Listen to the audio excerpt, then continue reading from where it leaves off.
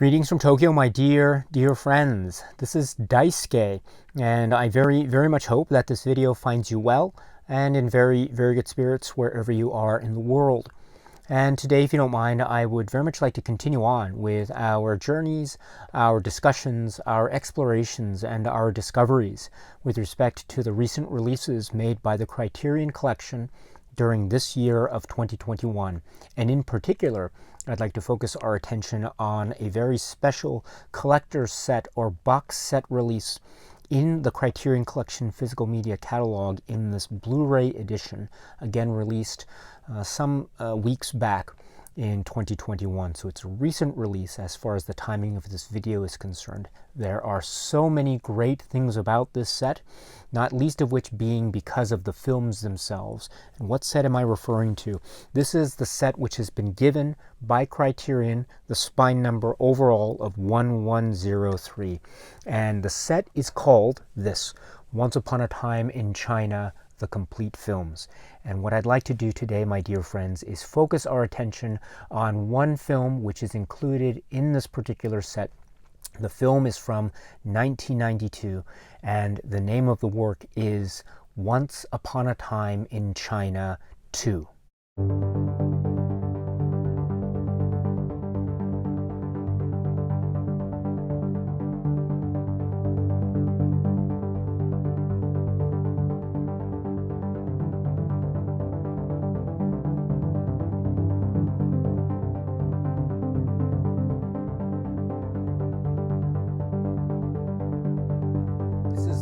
Really extraordinary, exciting work from 1992, and it is from the filmmaker and artist Hark, and it stars, among others, in its really wonderful cast, Jet Li and Rosamund Kwan and Max Mok Siu Chung and Xiong Xinxing or Hong Yan Yan, and also Donnie Yen and others.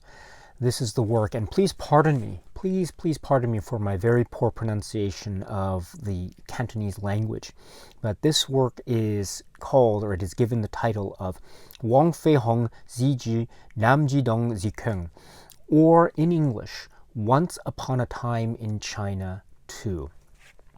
I should make mention of the fact that, yes, this is, in the language, the Cantonese language, this series of films is referred to, or is given the title of黃飛鴻, and黃飛鴻with a subtitle. In this case, I understand that the subtitle here is, or can be translated into English as Every Man Should Strengthen Himself, or Every Man Should Better Himself. And for those who know the theme song that was used and in fact reinterpreted for purposes of this series of films, beginning with the first film, you'll know that this is taken from that particular rendition of the song, which we will hear again in this film, Once Upon a Time in China 2, again as it's known in English. We will hear that a number of times at the start of this film and then also in its conclusion.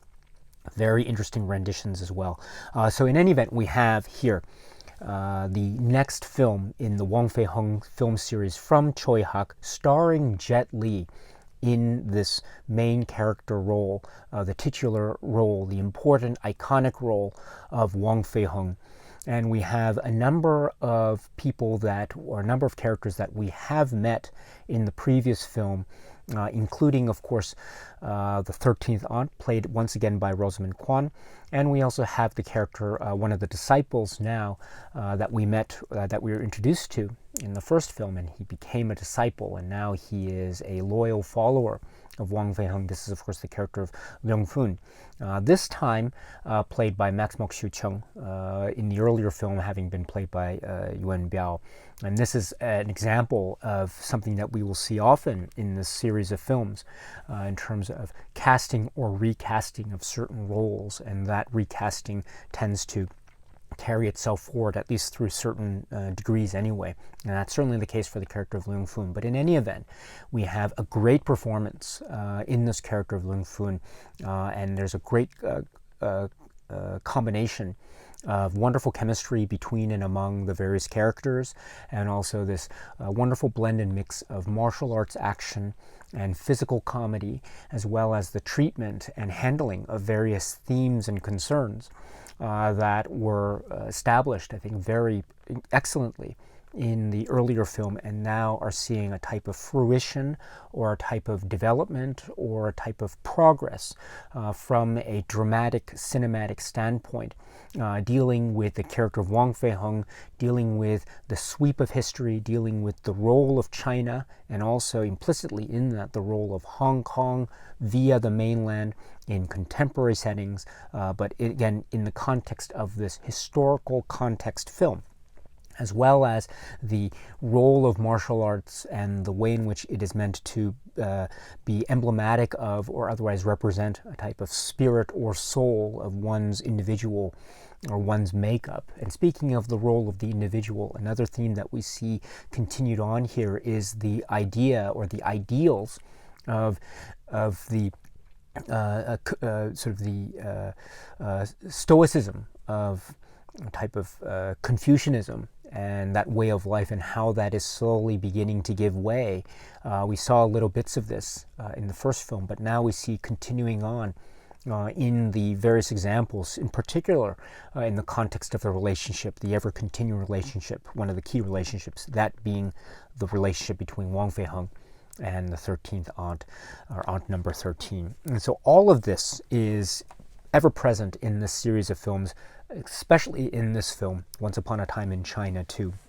Now, if we were to think specifically about the plot or story of this, we understand that this is once again set in late 19th century China, and we understand therefore that this is still Qing Dynasty China. And we understand also that based on certain details or hints or clues that we can discern from the very early scenes, this is probably China in or around the mid 1890s.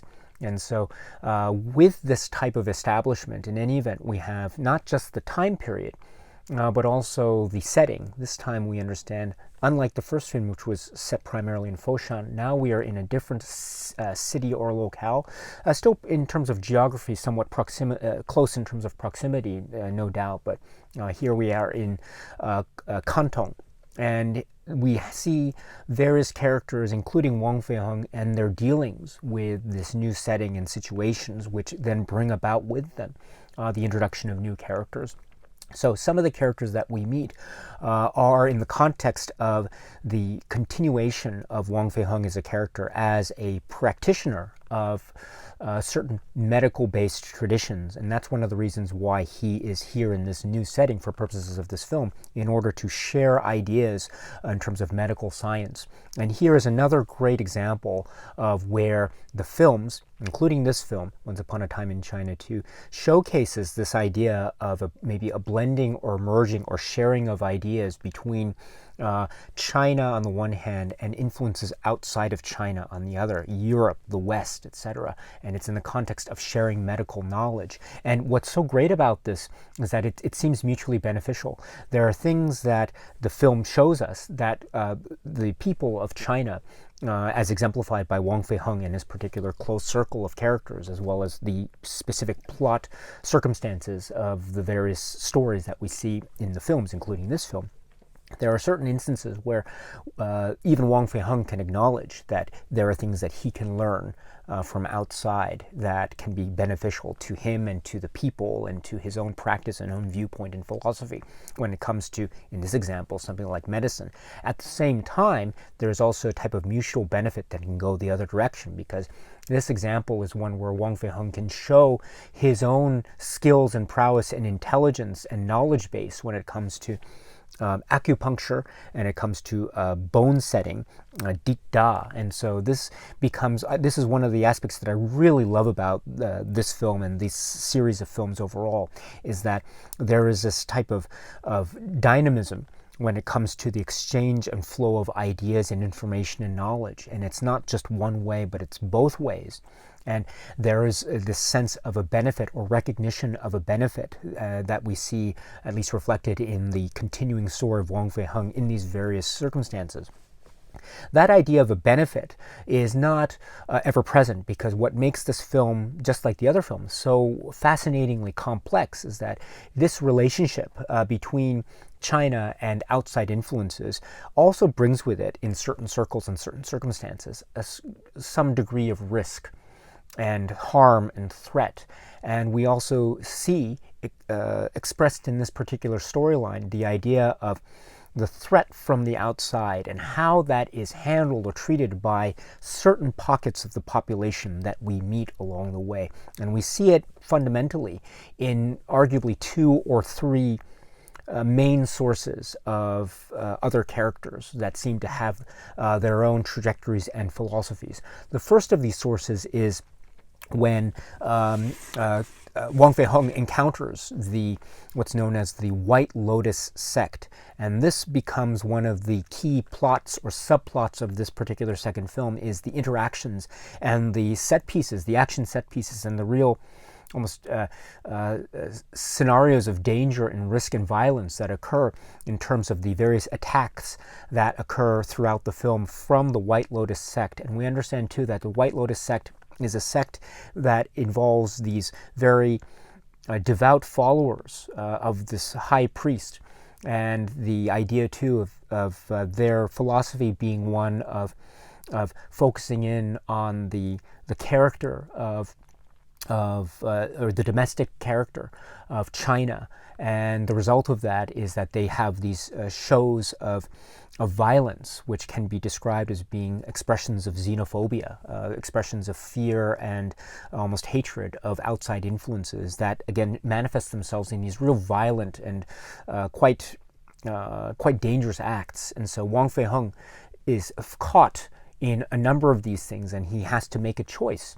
And although he sees the benefits and risks involved with, say, the continuing interactions between China and the outside world, at the same time he understands that there are certain acts that do require some kind of maybe a stand for justice, for lack of a better phrase. And so he finds himself enmeshed in a lot of these various plot devices, or not plot devices, plot circumstances that oftentimes find him on the opposite side of the struggle vis-a-vis the White Lotus sect. And so this becomes one of the sources of tension.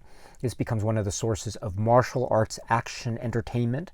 It also becomes a showcase for Wang Feihong and his continuing characterization throughout this and other films. And also, as I indicated, it is a showcase or opportunity to further along this theme of tradition versus modernity, of an idea too of the relationship between China and its role and its own sense of identity of self on the one hand, versus how that is going to be affected when you have continuing outside influences that are operating on a global geopolitical framework, and oftentimes beyond one's control on an individual level on the other. And so this becomes, I think, at the very heart of the context, or the contextual point in terms of the plot subplot between Wang Feihong on the one hand and the White Lotus sect on the other. It's a fascinating aspect of this film, and as I say, it's a continuation of the themes that we saw established so strongly and so skillfully in the first film.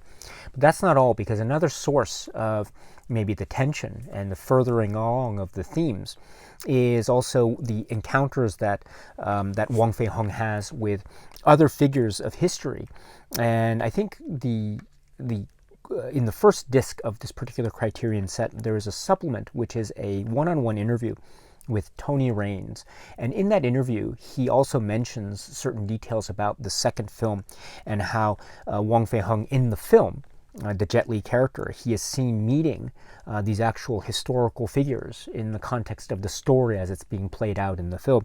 So this is Lu Haodong and also Sun Yat-sen.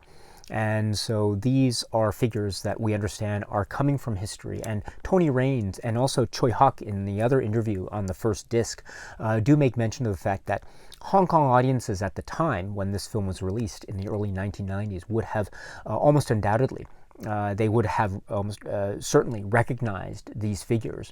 Now, granted too, Tony Raines and Tsui Hark do also make the point that these films aren't meant to be direct, almost documentary dramas. They aren't necessarily meant to be strict representations of what actually happened in history. And in fact, it's, I'm not a historian, but judging by the comments of Tsui and also Tony Raines, it's probably very likely that the real-life Wang Feiheng, it's not clear that he actually met in real life Sun Yat-sen or Liu Haodong, etc. But the point is that this is used in the film, in Tsui Hark's cinema, as a means by which to explore the context of Chinese history using the iconic hero of Wang Feiheng. And as I say, we saw the context of telling the Wang Feiheng story in the context of history. We saw it in the first film, and we see it here, and we will see it continue in the film series to go. And as I say too, there is a type of flexibility or malleability when it comes to using Wang Feiheng in this discussion of history. After all, a lot of the materials, including the essay, or one of the essays with this particular set, make reference to the fact that it is very likely that the first film took place around the 1870s in Foshan. I'm talking about the first film, Once Upon a Time in China, Wang Feiheng. But this second film is taking place most likely in the 1890s. I've heard some places describe it as 1880s, but it's probably either late 1880s or 1890s. In any event, that means that there is a passage of at least 10 years, if not more, between the first film and the second film, if we go strictly by that chronology.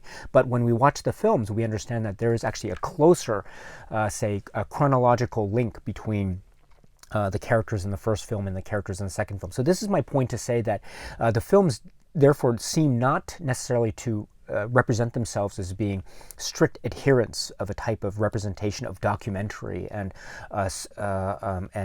specific events of history as they actually occurred. Rather, it is using the context or the tapestry of history to try to deal with various themes that also have a contemporary edge to them. And this is also very much true in the introduction of these real-life personages and figures of Lu and also Sun Yat-sen. And Tony Raines in particular, in the first disc's interview, makes reference of the fact that contemporary Hong Kong movie-going audiences of the early 1990s would have almost certainly recognized the emergence or the inclusion of these characters or references to these real-life persons as being maybe inherently nuanced, but still inherent comments made by the filmmakers about the idea of the emergence of a type of republican democracy in the face of the currency of the time that this film is set, again, in a late 19th century Qing dynasty China. And we also understand that this is an area, the geopolitical area in which this film is taking place is one where there is a lot of this fervent activity, demonstration activity against the government. And so when we have the personages of Lu and also Sun Yat-sen involved in very direct terms with Wang Feiheng's storyline and that of his disciples in a close circle,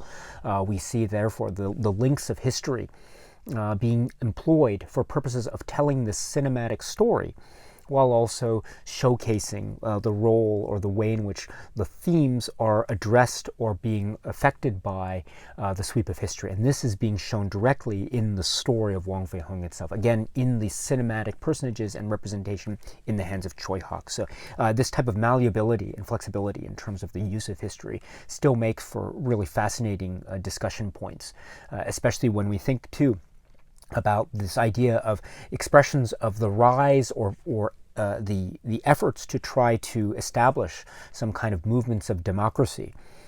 Again, in the as referenced directly in say the emergence of a very important flag emblem that occurs at a very key moment of this film, as well as the inclusion of these real-life people themselves as characters in the film. But these would have been certain markers or representations or symbols that current or contemporary Hong Kong audiences would have certainly recognized, especially in the lead-up to 1997, because again, this film is in the early 1990s. We're not quite there in 1997 yet, but this is something that is obviously on the minds of a lot of people at the time, including Tsui Hark. So this is another source of tension, another way in which this film is becoming, as well as using this as a source of entertainment. I mean, this is one of the key plot points that brings Wang Feiheng into the various levels of intrigue, and those various levels of intrigue lead to these explosive quite dynamic and very energetic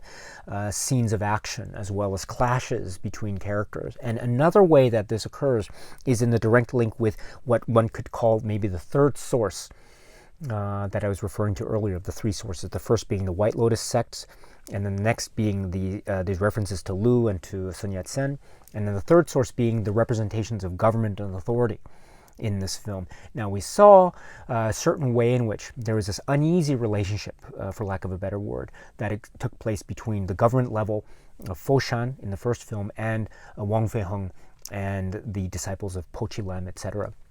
And here we see that tension continue in this intriguing setup when we have the character played by Donnie Yen, who is, we understand, a kind of authoritarian figure, a commander, and he has allegiances with the authority and government on the one hand, and yet he is one that is trying to find some kind of way, or maybe he recognizes the skill of Wang Feiheng, not least of which being the recognition of the high levels of martial arts skill and technique that both he has as well as Wang Feiheng has. And so this is a great way in which this film is further developing this idea of the role of government, and maybe the way in which the government is either in touch or maybe not so in touch, maybe out of touch with the people, in combination with the various rises of outside democratic voices, such as Sun Yat-sen, etc., that are attempting to, in a sense, revolt, cause revolution against the Qing dynasty. And so this is something that is very much anathema to what the Donnie Yen character represents. And so this becomes the commander character, Commander Lan character.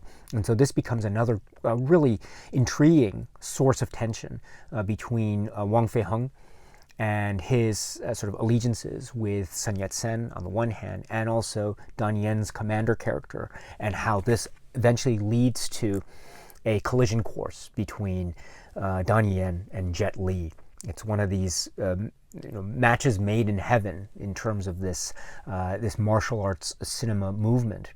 And when they are together, and when they are on their collision course, fireworks just fly. It is explosive, it is dynamic, it is so hypercharged and entertaining to the max. And also, it's not just thoroughly entertaining. It's not just an incredible virtuoso showcase of martial arts stamina and skill and expertise, which it is. It is also, as I'm suggesting, this perfect encapsulation of the type of clash or themes of clash between what the government seems to represent in these stories in the context of the Qing dynasty, and also what Wang Feiheng seems to represent in terms of a type of progress or progression or movement that is trying to deal in a dynamic way with the realities of the character and spirit of China on the one hand, and the introduction or influence of outside influences on the other, including, of course, the rise of emancipation or democracy or democratic principles. And so this flies in the face of the authority figures, and thus this leads to, in direct terms, confrontations between Donnie Yen and Jet Li, the commander character, and Wang Feiheng character. And as I say, it is dynamite, it is explosive, it is one of the highlights of the series. It's one of the highlights of cinema during this period of the 1990s. This is one of the highlights, period.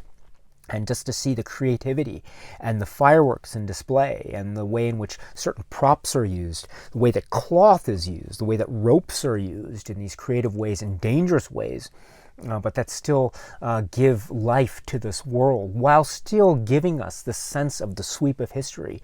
This combination is so expertly handled in the hands of Tsui Hark and company, and it's a marvel. This is a truly marvelous work of cinema that, as I say, is this blend of many different themes and ideas and styles that still remains consistent with what we saw opened up so vividly in the first film, and it's a continuation in the best sense of that word.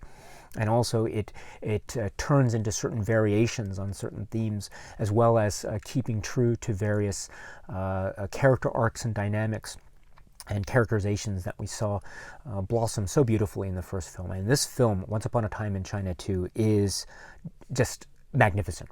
It is magnificent. And I understand, too, that for a lot of people who are fans of this film series, Once Upon a Time in China 2, for a lot of people, is their favorite. And I don't know, I always have trouble figuring out what my absolute favorite is of this particular series, but this is up there in terms of those details that I was trying to refer to earlier, which is this amazing mix of martial arts, action, and entertainment, while also dealing with these very broad, historical, sweeping related themes. That are consistent with the idea of the role of tradition and modernity, the identity of China versus outside influence, the rise of military technology, the way in which the Confucian ideals of Wang Feihong are giving way to this further emergence of a type of humanistic individualism as expressed in his ever-evolving relationship with Rosamund Kwan's 13th aunt, and so on and so forth. And so, and it comes to this climactic battle or series of battles that themselves have their own set of details and nuances that are really quite fascinating. I mean, one of the details that emerges, for instance, that Tony Raines in the first disc's interview reminds us of is the appearance of the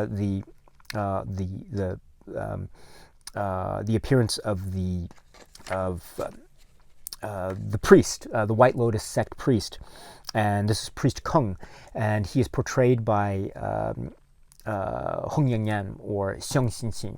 And of course we know that this is, and Tony Raines describes this particular performer as getting a start as Jet Li's stunt double, and also we understand too, for those who know the rest of the film series, that this performer, this actor, will appear again in a different role, in a very, very key role, starting from the third film onwards. And so I love how Tony Raines makes this comment in his particular interview, again found on disc 1.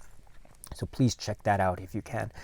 Ultimately, this film, Once Upon a Time in China 2, is a masterwork of many different blends of storyline and theme that are also consistent with the first film while also forging its path forward. Again, consistent with the first film while developing themes and also introducing new characters while still maintaining a sense of truth and connectivity with what we saw before, while at the same time showcasing these electrifying stunts and martial arts magnificence, as well as the collision course between these two icons, Jet Li and Donnie Yen, together in this, as I say, explosive battle, or this incredible display of martial arts expertise and action adventure and knowledge and philosophy. And again, they are representing these different philosophical viewpoints on life and government, and indeed on martial arts, which is another great hallmark, if you will, of these films, in particular this film, the second film, Once Upon a Time in China 2. It is incredibly entertaining work, and I'm so glad it's included here. And for those who are watching these films for the first time, I really hope that you enjoy this one, because there's a lot to enjoy in this work from Tsui Hark from 1992. It is Once Upon a Time in China 2. So the Criterion Collection has released this set of films, the Once Upon a Time in China films, and as far as the second film is concerned, we understand that this is purported to be based on the 4K digital restoration of this work. I note that the version here has the copyright years as being copyright 2010 and copyright 2018. There are some notable differences between, say, the pre-restoration version and this new restoration version from a few years back, I understand. And so I forgot to mention that I know this film, or I watched this film so many times prior to the restoration version release. And so when I saw the restoration version for the first time, there were some differences that I noticed in terms of the presentation or the picture, especially in terms of the use of color, that I think overall, while I noticed them, they didn't take away from my overall enjoyment of this particular film. But I should point out, for example, that the credit sequence, the opening credit sequence of this film, Once Upon a Time in China 2, in my memory, the pre-restoration version relied a lot on the use of reddish hues, the color red, to punctuate the sky as we saw, or we were brought back to what we understand are probably visions or memories of Wang Feihong as he's traveling on a train on the one hand, and it cuts back to the scenes on the beach and the stances and the practicing and the training that's taking place in this vista, this beach or area, this field beach area with the sky, the ever-present sky in the background. Prior to the restoration version, I always remember this to be very much having a reddish hue, whereas now in this restoration version, I should note that the sky has less red in it, which is an interesting choice, because whenever you cut to Wang Feihong in the train, you note that outside through the windows you can still see the reddish hue in the sky when he's on the train. And in fact, there's a shot where you can see the perspective from the inside of the train itself looking outside, and the sky still remains red in those in-train perspective shots, whereas when you cut to the actual beach itself, the reddish hue seems to disappear. And so I find that to be a very interesting restoration choice of some sort. I'm not sure exactly what the philosophy is behind that particular choice, but the point is there are these subtle differences that do occur, and people who maybe know the films, in particular the second film, who know the films like I do, primarily from watching them so many times prior to these restorations, these differences might be noticeable. But overall, I should say too that they weren't in any way, to my eye anyway, to my untrained eye, they weren't in any way distracting to the point of being a detrimental film viewing experience. On the contrary, I still enjoyed the viewings of these films and this film in this particular restoration release very much so, and very thoroughly. So I should note too that there is some kind of an opposite effect that happens in terms of the color of the sky when you get to the end of the film. Which is an interesting little detail as well. But again, it wasn't to the point where it's overly distracting from my point of view. In fact, there is a certain sense of a type of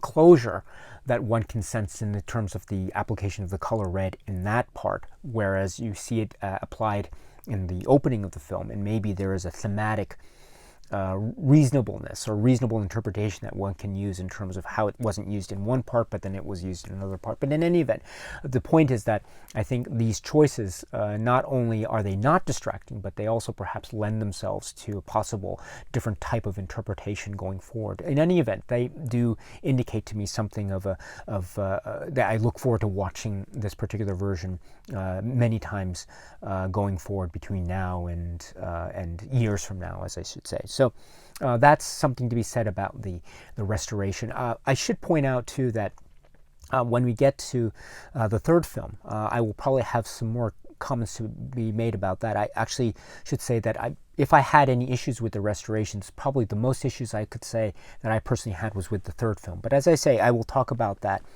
when we get to the next discussion of part 3. But for now, let's focus on this particular release. And also I should point out too, speaking of this particular release from Criterion, we do get, in terms of the language tracks, we get the original Cantonese mono track. It's described as being the original Cantonese mono track. And then also we have an alternative Cantonese stereo track. So we get the Cantonese language version soundtracks. We don't get any of the other non-Cantonese language soundtracks that we understand were made available, for instance, Mandarin or English dubs, etc., that were, say, made available in other prior non-Criterion releases. And so if you are, for instance, I think a lot has been mentioned, quite rightly so, about comparisons with the earlier Eureka release of the trilogy. If you have that, chances are you might want to hang on to that because you are getting a number of different aspects of the films, supplements and commentary tracks, as well as different options as far as the audio is concerned. So you might as well hold on to that if you are interested in having a complete collection of Once Upon a Time in China films. But that being said, I should point out, as I did with my first discussion of the first film, I know the films from my previous watches of the films. I know them through their Cantonese language soundtracks, and so I am okay with this Criterion release only having the Cantonese language soundtracks available for the second film.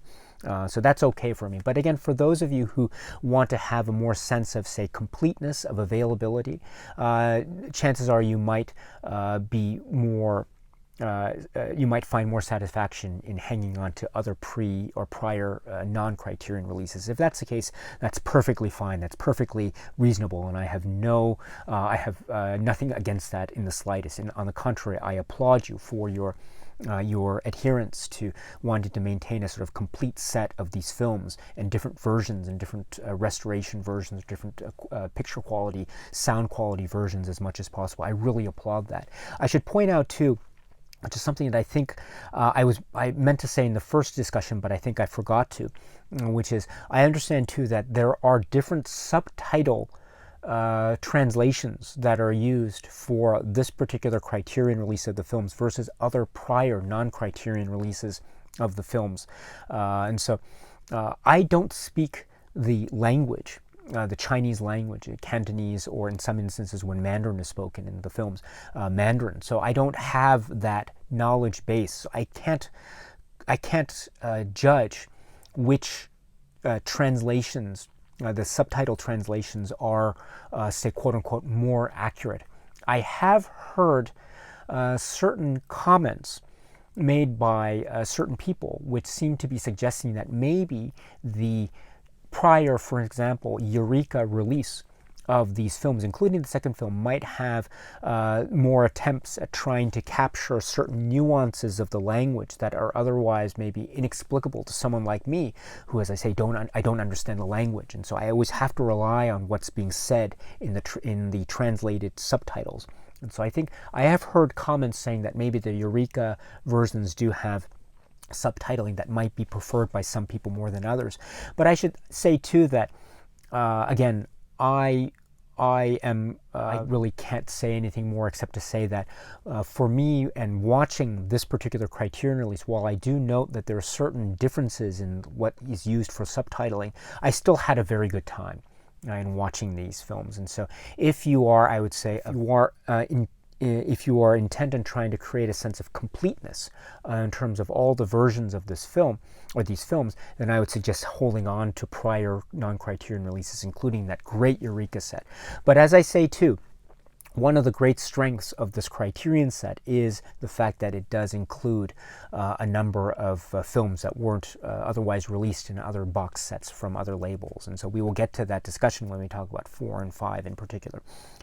Another thing too that I should mention when compared to other sets, as I mentioned earlier, which is we don't get any commentary tracks. So we don't get any commentary tracks for part 2 either, which is a shame. So if you are looking for commentary tracks information, and it's really great what's been made out there so far, at least as far as the stuff that I've heard, your best bet is to hold on to some prior non-Criterion releases. And also that's true for a number of the supplements. While there are some supplements here that are included that are really great, some of them were included elsewhere, and you're not getting all of the supplements that were ever created for each of these films, including part 2. And so if you are also interested in having a complete catalog of supplements, your best bet is to hold on to as many different sets as possible. But that also includes holding on to this Criterion set as well, I should add, because there's a number of supplements that we can speak about, especially with the second disc, that I think are well worth considering for anyone who is a fan of Tsui Hark, for anyone who's a fan of these films, and for anyone who's a fan of this period of cinema in general. So speaking of that, now let us go to a discussion of the supplements that it can be found on disc 2. Once again, this is a multi-disc set, and so we are talking about the second disc, which has the second film, Once Upon a Time in China 2, and accompanying that we have a number of supplements. I should point out that the supplements themselves aren't necessarily, well, maybe except for 1 or 2. Let me take that back. Some, not all, some of the supplements on the second disc can be said to be directly related to the second film, but not all of them. And maybe the other ones could be said to be directly related or related more on a general basis to Tsui Hark and his filmography or to the series writ large. And so what are those supplements? Let's go through them one at a time. The first is the documentary from the early 2000s called The Legend of Wang Feihong. And this is approximately 48 minutes. It's shown in its sort of one version, complete version.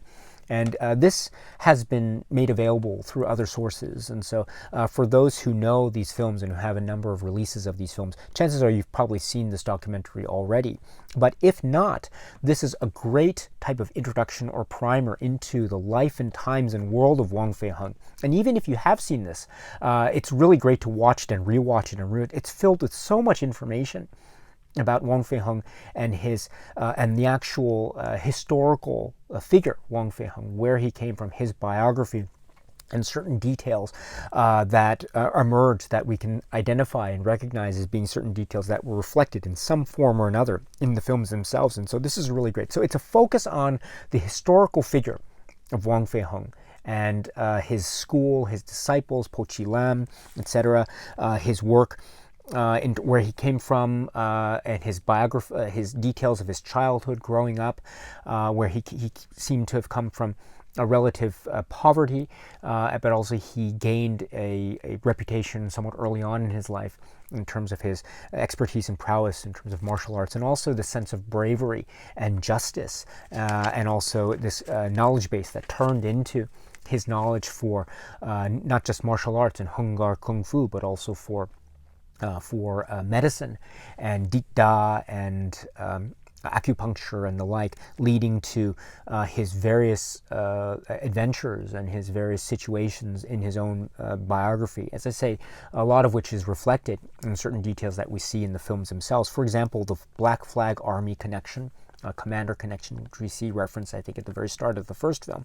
And also there's references to what is known as some of the movements or moves of the type of martial arts that was practiced, and that was the source of the sort of philosophy of Wang Feihong, including reference to what is known as shadowless kick.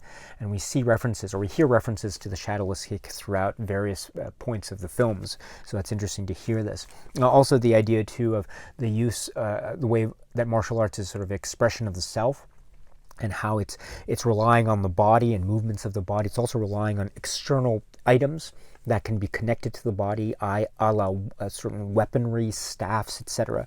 And also, speaking of a type of paraphernalia and dance movements, there's also mentions of the lion dance, and how the lion dance is this idea of representation of culture and history, but also it has a direct link to martial arts expression because of the physicality, the importance of the grace of movements, and how each movement has a certain meaning and significance.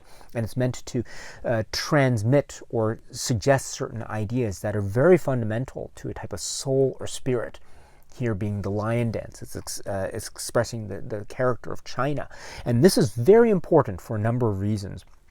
One of which being, again, this link to martial arts, this idea too of the link to Hung Gar and also to Wang Feihong. Also, if we think about it in the context of the films, the lion dance concept and the theme is throughout the series, not just in the first film, not just the second film, but throughout the films themselves.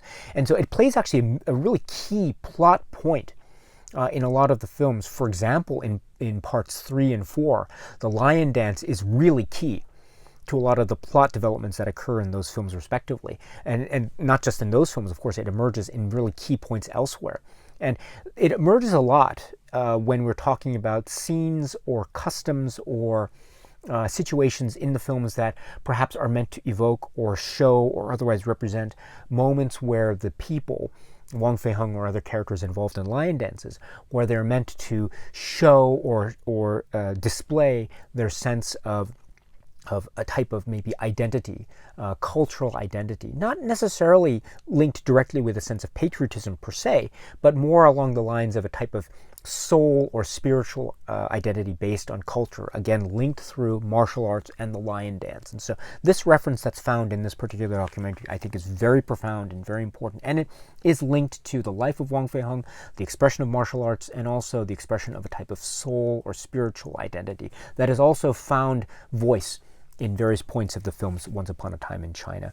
And also in this context, we have references or discussions of various movements or stances in the martial arts tradition as practiced by Wang Feihong and his disciples, included which is mention of Lam Sai Wing, who is, of course, portrayed in the films as Butcher Wing. And there's some other details about the personal life of Wang Feihong and his various personal relationships and the like. And so overall, this is a really key, fundamentally important documentary, and I'm glad that the Criterion Collection was able to include it as part of its release here. So please check it out if you haven't already. The next supplement, which is found on disc 2, is also something that was made available maybe in other past non-Criterion releases, but it's still great that it's here. And it is a one-on-one interview, or kind of interview excerpt with Donnie Yen. And this is described as being from 2012, and it's approximately 16 minutes. This is really wonderful because Donnie Yen, as I said, and as many of you know, is a key figure in this film. He is a key figure in a Hong Kong martial arts film. He is a key figure in cinema in the modern age, and he's so popular. And now he is talking about working in this particular film, in this particular role, working, for instance, also with Yuen Woo-ping, who also has a key role in terms of the martial arts choreography as far as this film is concerned. He also played a similar role with others in the first film. And also Yuen Woo-ping has these links with working with Donnie Yen before, and also working with the story of Wang Feihong. If we're talking about Wang Feihong and Donnie Yen and Yuen Woo-ping, there's another great example of cinema, one of my favorites from this period, which is known in English as Iron Monkey. And that has some great connections in terms of the story of a father and son, and the young Wang Feihong, and also there's the appearance of Jean Wang. And if you know her, you'll recognize her, especially when you get into the series of Once Upon a Time in China, when we get to parts 4 and 5. But in any event, and that stars Iron Monkey stars Donnie Yen and Yuen Woo-ping. It is a fantastic film, and so that's another example or expression of the Wang Feihong story or myth, or the values of entertainment that can be found elsewhere in cinema. But in any event, we have these two figures working with the same figure or historical character, again in this film, Once Upon a Time in China too. And he also speaks to, Donnie Yen does, about working with Jet Li, being a martial arts performer and actor, the use of weaponry in the film. I mean, there's a fantastic way in which weapons are used, external articles, items are used by each of the characters, the commander character as well as the Wang Feihong character. And it is so key. It's part of the martial arts prowess and entertainment value that's on display in these action set pieces, but it's also very much inherent to the philosophy that is behind these particular characters to begin with. And so they are expressing themselves and their souls by virtue of their use of these external items. And I find that connection to be so powerful. You know, I'm not a martial artist, but I can probably, I mean, I've spoken with some martial artists who have tried to explain to me, and again, I have very little expertise, so I always struggle because I have a lack of understanding and knowledge base. But my general understanding is that there's also this way in which the soul or spirit can be expressed through the movements of the body, including extensions of the body that can be found in external items such as staves, or in this case, ropes and the like. And so, in that way, their expressions of their bodies and their souls and spirits live on in those particular scenes. And Donnie Yen's comments here, I think, are a testament to that particular type of philosophy that was being focused on and trying to be captured in these cinematic terms. So for these and other reasons, this interview excerpt with Donnie Yen is magnificent. And so if you haven't seen it already, please check it out. This is probably one of the supplements that can be said to be tailored specifically to the second film. So it's nice to have it here accompanying the film on the second disc. So this is the interview or interview excerpt with Donnie Yen. Now, the next supplement is described as being from 2019 from the New York Asian Film Festival. And I admit that this is the first time for me to watch this particular supplement in this release. So I don't know if it was included in any past releases of the film. If it was, maybe I missed it, I'm not sure. But this is the first time for me to watch this. And this is a type of audience panel, or not audience panel. It is it's an interview with Yuen Woo-ping, with translator Joanna C. Lee, and it's in front of an audience and with moderators, and it's about 42 minutes. And this is fascinating, and it's talking about Yuen Woo-ping and his career and his biography, and working with various actors such as Donnie Yen and Michelle Yeoh and Jackie Chan in certain films that are also mentioned, such as Snake and Eagle's Shadow and Drunken Master, etc.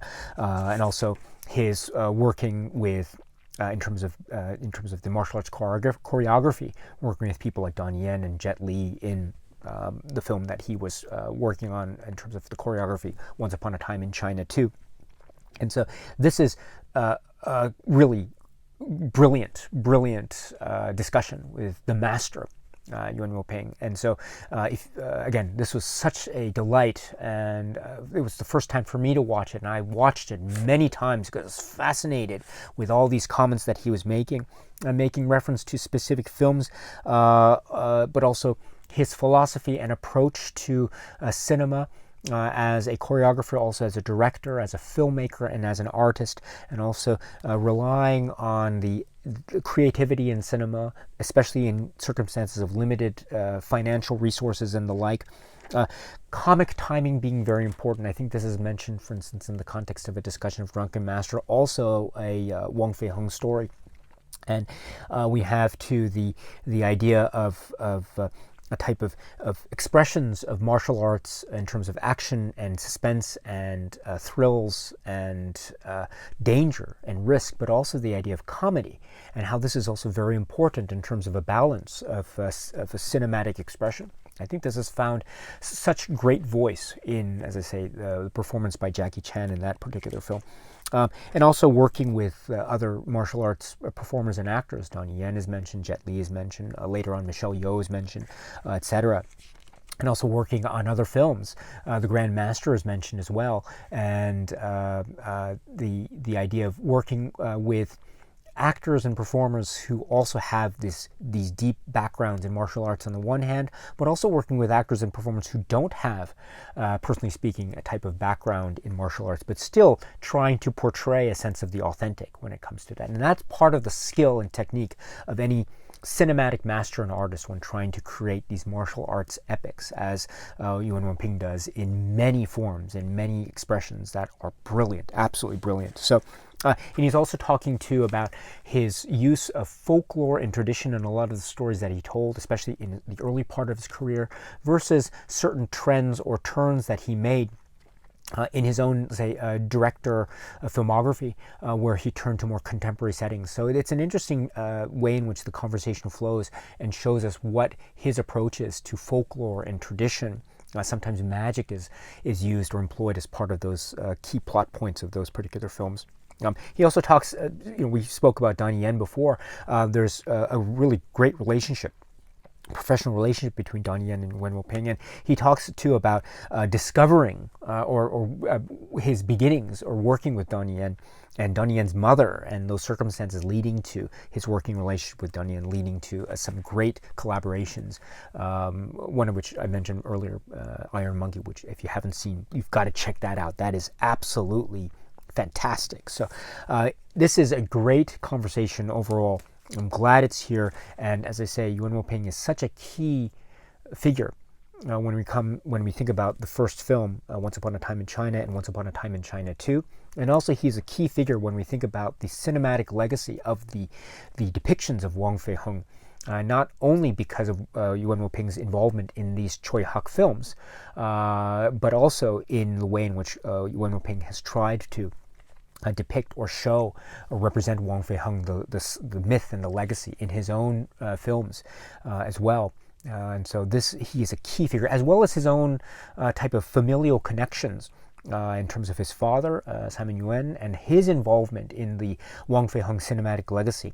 for instance, in the cinematic legacy that saw certain expressions in the late 60s up to the 70s. And so this is really important when it comes to type of lineage in terms of the generations of Wang Feihong cinematic expressions. And now we see in this next generation his involvement, and his involvement is stellar. So to have this conversation is marvelous. So please check it out if you can. And that's not all, because then we get another great, wonderful delight, which is a work which is by Christine Tsui, and it's from 1976, and it's a documentary which is called From Spikes to Spindles. And we also understand from the explanatory notes for this particular release that Tsui Hark had uncredited involvement in the making of certain aspects of this particular work, From Spikes to Spindles. And in that way, I think it's very significant in terms of maybe an illumination as to some concerns that one could say are part of or otherwise related to the filmography of Tsui Hark. Also, the subject matter of this particular documentary is fascinating, and it's a type of historical document of a particular period and a particular place, that being the mid-1970s in New York, Chinatown. And we see various people in this particular community and their dealings with certain key events of this particular period in time. And they're talking about aspects of police brutality. They're talking about racism. They're also talking about trying to create a sense of a collective community, and how those events or those maybe meetings or town hall meetings or attempts at having demonstrations, how they are met with certain resistance or certain maybe doubts, etc., and the struggles of a particular community or members of that community in dealing with their various lives, included in which are education, trying to make a living, the story of their own immigration experience, and leading to what their lives are like now, and the benefits of their life in America, and also some of the setbacks and some of the struggles and challenges with some of their lives, or some of the people as they express them in these various interviews that are also captured, as well as seeing shots of the New York Chinatown life and experience in the streets and the people at this particular time. This is a fascinating documentary, again by Christine Tsui, but we understand that Tsui Hark had some involvement in this particular work. And if we think about the Tsui Hark connection, we understand too, based also in part on, say, the Tony Raines discussion from the first disc, the Tsui Hark comments also from the first disc, and also something that we might see in a later disc, the sixth disc, which also features Once Upon a Time in China and America. We understand that Tsui Hark as a filmmaker is also concerned, and also very much in his filmography, he's concerned with the idea of a type of expression of an authentic lived-in experience, and to show that and what that means, and also the immigrant experience, and also the idea of relations across borders, cross-border relations, and how that affects the individual. And this is, I think, found voice or expression in the idea of the immigrant experience from one country to another country, and that being expressed in the story of people moving from China to a place like New York, or maybe from China to other parts of frontier America, as we saw, or as we will see in Once Upon a Time in China and America. And indeed, the story of that immigrant experience that we see in Once Upon a Time in China and America, directed by Sammo Hung, of course, but also had Tsui Hark involvement, I think finds a lot of echo, or there are a lot of parallels that I can see or recognize in this documentary itself, From Spikes to Spindles. And so this is a really fascinating documentary, and I'm so glad it's here.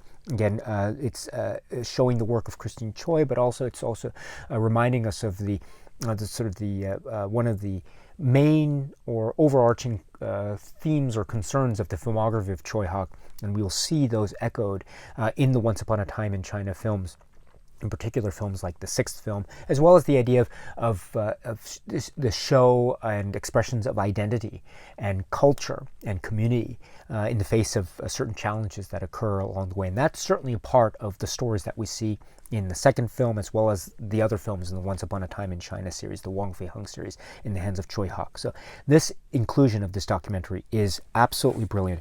It's overall approximately 45 minutes, but please check it out if you can. It is really quite brilliant, so please check that out, the documentary. And then the supplements are completed by the inclusion of a trailer, approximately 3 minutes.